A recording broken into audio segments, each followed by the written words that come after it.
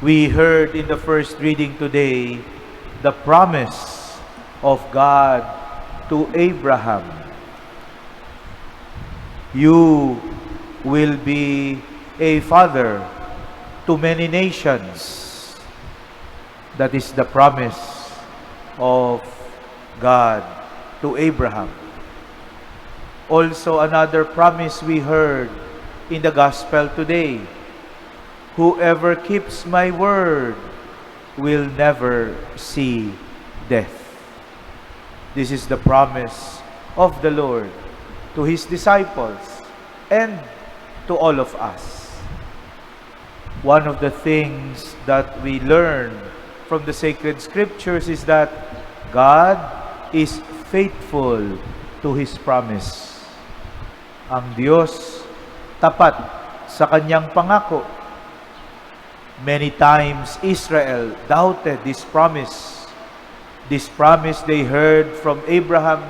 This promise they heard from Moses, from David, from the prophets. But many times they forgot this promise of the Lord, this covenant from God.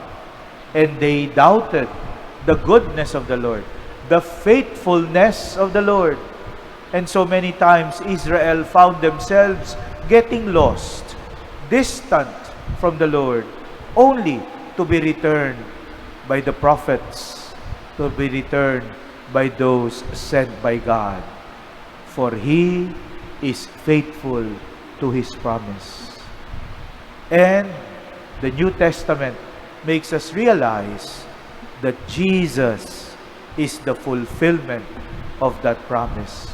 And so as we prepare ourselves for Holy Week, let us always be aware of this, that what we celebrate is God's faithfulness, fulfilling His promise. Pangakong hindi tayo pababayaan, sinugo kahit ang kanyang bugtong na anak, kahit mahirapan, kahit magdusa, mag-alay ng buhay sa krus upang muling mabuhay. Jesus is the fulfillment of that promise. Even in the face of suffering, even in the face of the cross, God has fulfilled His promise in Jesus, and He has given us victory in the resurrection of Christ. This is our God, a faithful God. He is trustworthy. Huwag po sana natin yan kalilimutan. Lalo na kapag tayo ay sinusubok, lalo na kapag tayo ay nagbabata ng krus, lalo na kung tayo ay humaharap sa pagdurusa.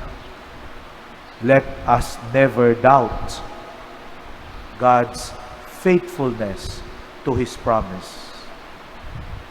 At the end, we find victory in the Lord. Amen.